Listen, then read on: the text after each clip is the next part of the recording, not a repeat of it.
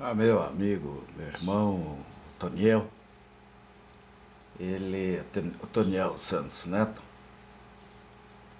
ele sempre me manda esses artigos sobre cultura espírita, né? Então, essa, esse material esse texto enviado, é genial. Ele é extremamente interessante porque fala bem, de uma maneira muito objetiva, sobre a educação. É do livro Momento de Meditação, de Divaldo Pereira Franco, né? Pelo espírito Joana de Ângeles. Aí é uma questão de interpretação religiosa. Eu vou ler porque eu tenho amigos que são deficientes auditivos, então vale a pena essa leitura para eles de uma maneira especial. Educação integral. A importância da educação transcende ao que lhe tem sido atribuída em face do imediatismo dos objetivos que os métodos aplicados perseguem. A falta de estrutura moral do educador, isto é, do equilíbrio psicológico e afetivo, das noções de responsabilidade e dever, da abnegação em favor do aprendiz, da paciência para repetir a lição até impregnar o ouvinte, sem irritação nem reprimenda, e do amor, constitui fator adverso ao êxito do empreendimento, que é a base de vida na construção do homem integral. Quando se educa, são canalizados os valores latentes no indivíduo para o seu progresso, fornecendo os recursos que facultam no indivíduo, que facultam a germinação dessas potências que dormem no cerne do ser. Educar é libertar com responsabilidade e consciência de atitudes em relação ao educando, a si mesmo, ao próximo e à humanidade. Quando se reprimem e se impõem condicionamentos pela violência, uma reação em cadeia provoca a irrupção da revolta, que explode em atos de agressividade que a selvaja. A tarefa da educação é, sobretudo, de iluminação de consciência mediante a informação e a vicência do conhecimento que se transmitem. Quem educa evita a manifestação da delinquência e do desequilíbrio social, estabelecendo metas e promoção da vida. A punição significa falência na área educativa. A repressão demonstra fracasso metodológico. O educando é material maleável que aguarda a modelagem própria para fixar os caracteres que conduzem à perfeição. O educador cria hábitos, estimula atitudes, desenvolve aptidões, conduz. É o guia hábil e gentil, ensinando sempre pela palavra e pelo exemplo, não se cansando nunca do ministério que abraça. A escola é o prosseguimento do lar, e este é a escolha abençoada na qual se fixam os valores condizentes com a dignidade e o engrandecimento ético-moral do ser. A educação é fenômeno presente em todas as épocas. O pajé que ensina, o guru que orienta, o mestre que transmite lições, são educadores diversos através dos tempos. A verdadeira educação ocorre no íntimo do indivíduo, sendo um processo verdadeiramente transformador. Qual semente que sai do fruto e semelhante à vida que esplende saindo da semente, quando os fatores são-lhe propícios, a educação é mecanismo semelhante da vida a serviço da vida. É certo que o homem se apresenta imperfeito, por enquanto, Todavia, é potencialmente perfeito e a educação compete o papel de o desenvolver. A divina semente que nele jaz, a educação põe-na a germinar. Sempre se educa e se sai educando, quando se está atento e predisposto ao ensino e à aprendizagem. Todos somos educadores e educandos, conscientemente ou não. A educação, porém, há que ser integral, do homem total. Jesus, o educador por excelência, prossegue paciente, amando-nos, educando-nos, havendo aceito apenas o título de mestre, que em verdade o é. Isso é do livro Momento de Meditação, de Divaldo Pereira Franco, pelo espírito de Joana de Ângeles. Evidentemente, a visão filosófica, religiosa, ela leva a muitas posturas. Se elas estão corretas ou não compete a mim analisar.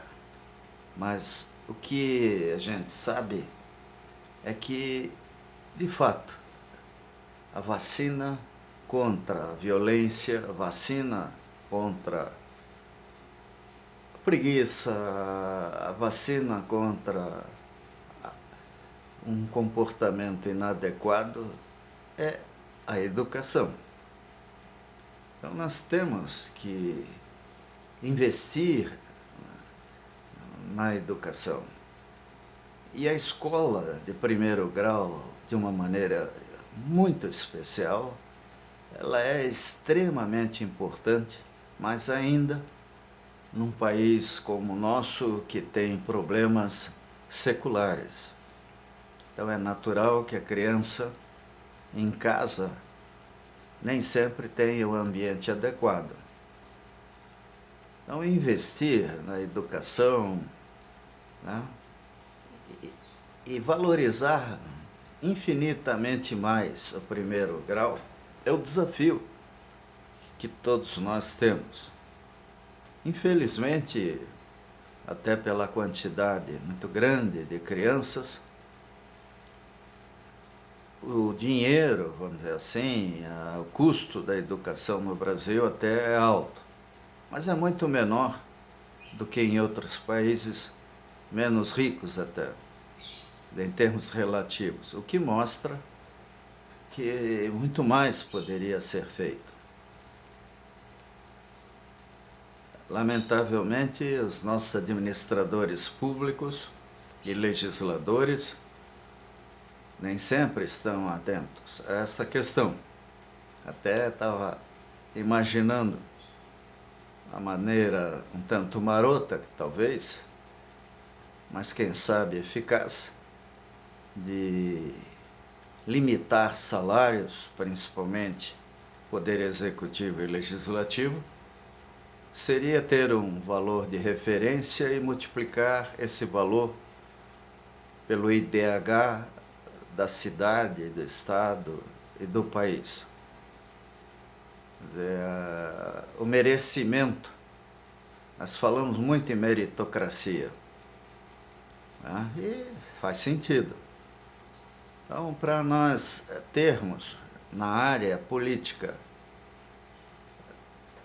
um estímulo à evolução do país, os salários teriam que ter como fator de redução ou até de ampliação o índice, os indicadores de qualidade de vida do povo que cada autoridade governasse, legislasse, cuidasse. Felizmente, o Brasil teve momentos bons, como foi na época no Rio de Janeiro, as escolas integrais, que depois praticamente foram abandonadas, CIEPs, no tempo até do Fernando Collor de Mello. Lamentavelmente, tudo isso acaba sendo instrumento, muitas vezes, de armações ilimitadas. Mas a ideia é boa. Como também é boa a preocupação de aumentar o salário dos professores. Eles não podem dar aula preocupados com a sobrevivência pessoal e familiar. Então, uma pessoa, para trabalhar com tranquilidade, tem que ter um padrão de vida mínimo, coerente até com a sua formação cultural, com a seu ambiente social. Então, o Brasil ainda está muito longe de chegar onde deve. Vale o voluntariado, né? Temos uma infinidade de ONGs. Nós precisamos de ONGs pé no chão, ONGs que realmente usem os recursos que obtêm para, junto às crianças, junto aos jovens, nas escolas, nas ruas, apareçam, eduquem, deem palestras. Eu vi uma na Vila Alde, a escola Maria Marli Pelvezan, não me lembro agora o nome da ONG, uma palestra fantástica sobre a família, sobre a responsabilidade da família. É o tipo da palestra que a gente deveria ver, inclusive nas escolas de luxo. Não precisamos trazer palestrantes do outro lado do mundo. Nós temos aqui, temos gente boa aqui, muito boa, mas santo de casa não faz milagre, né? De qualquer forma, a ênfase em torno da educação é importante, ela é válida. E para que isso aconteça, nós temos que, de fato, ter atenção para essas coisas. Ontem ainda, um amigo médico estava falando de uma palestra que ele ouviu sobre ética, o Dr. Clóvis, de uma universidade aí, que disse que até chorou ouvindo, né? Então, ética, solidariedade, educação, cidadania, são coisas importantes. E, para concluir, né, é bom lembrar a todos que na semana de 7 a 13 de agosto próximo, 2011, nós teremos a Semana Nacional da Solidariedade. Então, o ideal é que essas centenas ou milhares de ONGs que o Brasil sustenta, porque a maioria delas pega dinheiro do contribuinte para fazer alguma coisa, que essas ONGs apareçam no centro das cidades, com uma mesinha, uma cadeirinha, um banner, pelo menos, dizendo para que elas existem, a que vieram, o que pretendem fazer e o que fazem com o dinheiro do pagador de impostos. E, com isso tudo, educar pelo exemplo, educar pela colocação de propostas sadias, educar pela motivação do professor e do aluno, educar por um processo de mobilização que tire essa chaga, como eu vi ontem, né, numa propaganda, foi a presidente Dilma, dizendo que o Brasil tem um Chile, uma população equivalente à do Chile, em condição de miséria. Isso está aí, não é de graça. Aí o interessante é que essa miséria, ela poderia ter sido evitada. Dinheiro nunca faltou. O que faltou foi, principalmente nesses estados onde isso é mais violento, foi responsabilidade, foi seriedade. Assim, as famílias tradicionais se as cortes instaladas nesses estados tivessem tido atenção ao povo, hoje o estado que eles ainda, em alguns casos até governam, não estariam dependendo da esmola dos estados mais ricos. O Brasil é rico de norte a sul, leste a oeste, é só uma questão de saber usar. E planejamento familiar, responsabilidade, paternidade responsável. Aliás, esse é um tema que é extremamente importante insistir: paternidade irresponsável, família responsável, porque nós não podemos colocar toda a responsabilidade da educação em cima do professor. O professor, coitado, ele chega numa sala de aula, tem 30, 40 alunos, e agora tem que enfrentar outros desafios, tem que aprender a educar dentro de teses mais sofisticadas, de sustentabilidade, saber receber em sala uma criança com deficiência, né? E toda a equipe de professores coordenar isso de maneira inteligente. É um tremendo desafio. Por isso que aqui, no caso de Curitiba, Comunidade Escola, o programa Comunidade Escola, é onde nós podemos ajudar, é onde nós podemos nos integrar e conseguir, junto com os professores, apoiá-los nessa tarefa, nesse desafio de educar. Seria ótimo se o Brasil inteiro viesse aqui, a Curitiba, não para ver Museu do Olho, coisa assim, e sim para ver o programa Comunidade Escola, como ele é feito, como ele é estruturado. E esse artigo do Divaldo Pereira Franco, ele fala da responsabilidade de educar, né? Onde mais importante do que punir é educar, né? Aliás, terminei de ler há pouco tempo o livro Vigiar e Punir, de Michel Foucault, né? Com outros aí. Então, mas esse do Michel Foucault chama atenção para o problema da punição, né? E de como isso tem sido usado pelas elites em benefício delas, né? Está na hora da gente mudar isso tudo. Vamos ter outras personalidades, outros livros. Felizmente vivemos no século XXI, onde isso tudo é mais fácil.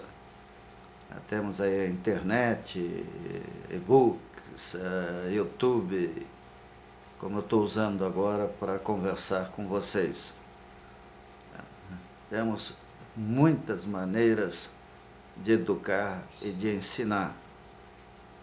Quem sabe evitando fanatismos, loucuras, né? O fundamentalismo político, religioso, esportivo. Ainda nesse final de semana eu fiquei olhando a televisão e olhando com tristeza o pessoal desfraldando uma bandeira centenas de metros quadrados sobre a torcida, tendo como emblema uma caveira, coisa assim. Isso é uma palhaçada, isso é criminoso. Isso é simplesmente criminoso.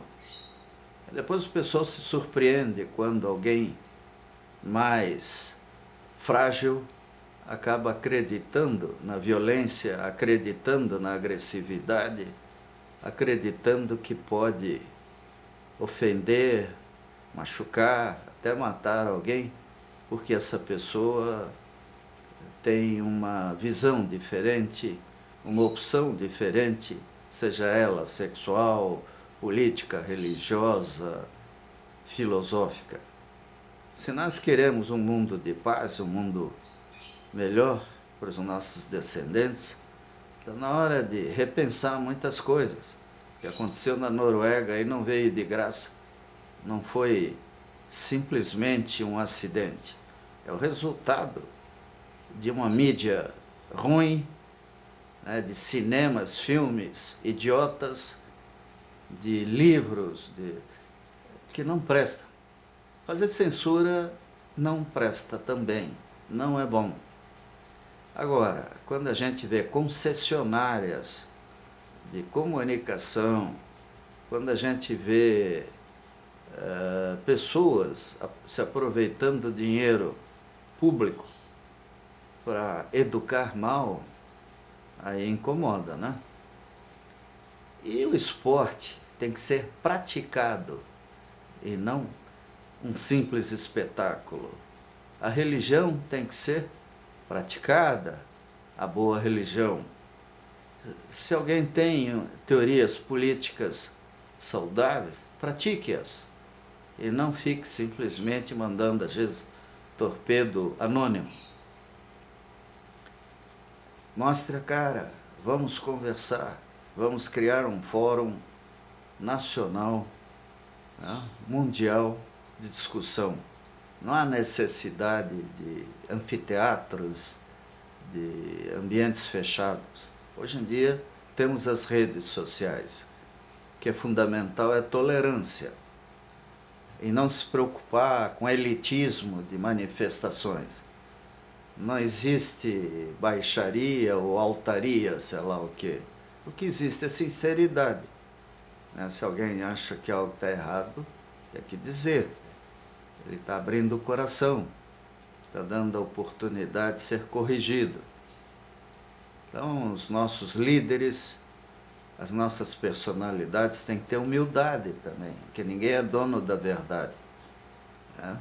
Não compete a ninguém chegar e dizer, olha, o que eu falei está certo. Nós só temos uma certeza, é que a sobrevivência da humanidade depende de uma boa educação. E é essa boa educação é que nós precisamos formular, ser o nosso desafio. Qual é, o que é educar bem? O que é ser um bom educador? O que é, acima de tudo, ser pai de família, né? Mãe, ser responsável por crianças, por jovens? Esse talvez tenha sido o grande defeito da cultura permissiva que nós vivemos, onde o que valia era o sentimento recíproco entre um homem e uma mulher, esquecendo que disso vêm as crianças, e elas não têm culpa de nascer, elas não escolheram seus pais. Então, quando elas nascem, a partir daí, a nossa responsabilidade é muito grande. Então, meus amigos, era isso que eu tinha a dizer. E, por favor, se puderem, contribuam com as opiniões de vocês. Está aí o YouTube, blog, internet. Vamos conversar. Precisamos conversar.